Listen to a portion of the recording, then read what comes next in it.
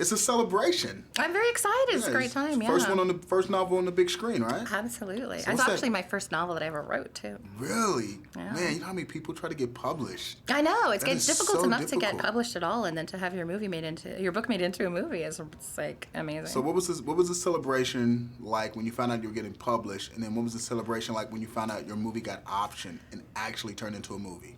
When I found out I was getting published, I mean, I was living in New York. I had no money. I was like living in the closet in a tiny apartment. So I went out with my friends and like we split a bottle of champagne. Nice. And that was pretty awesome. And when I found out that they were making the book into a movie, it was pretty different. I threw a party for my friends in France. We all went to France. Good. We had a big, kind of awesome party together. There you go. That's how you do it. Yes. Now, how many times did you skip onto the set during the filming? I was on the set about 3 or 4 times for about like a week each. So I was on the set for a while. Good. Now, how much input did you have?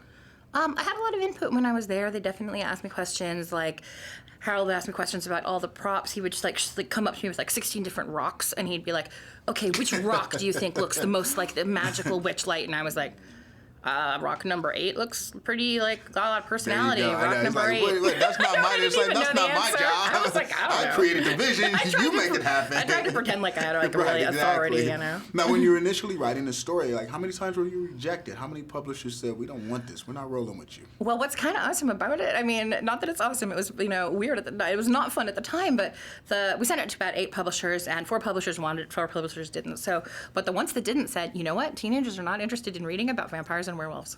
Wow, they actually said that. Yeah, it was before Twilight. You should get that frame. I know, it was before Twilight. Get that frame. So they're just like, they don't want it. I know, it was amazing. So where did this idea come from? Like, where were you specifically? Were you in the kitchen and you just driving down the street? I was in a tattoo shop. Really? You getting inked up? I did not. What were you doing in a tattoo shop? Well, I had a friend who worked there, and she wanted to show me her art, so she was showing me her flash book, and I was really impressed by how cool her art was, and it was her art that inspired me with the idea of this race of superheroes for whom these magical tattoos were sort of the source of their power.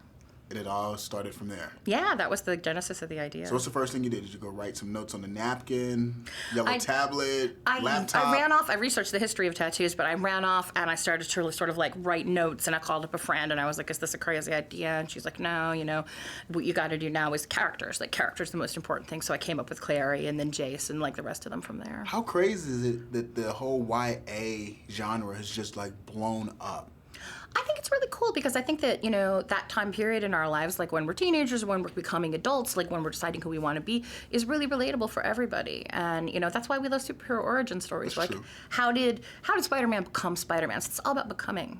Now, what other YA author do you dig? What are you reading? What do you like? What do you appreciate? Who do I author crush on? I mean, absolutely love John Green's work in the realistic sphere. He is fantastic. And Suzanne Collins, who wrote The Hunger Games, I love her. Well, fantastic. Congratulations. Always fun to see something that you create come to life. Yeah, that's why we do this. Much. That's why we do it. That's why we do it. High five, baby.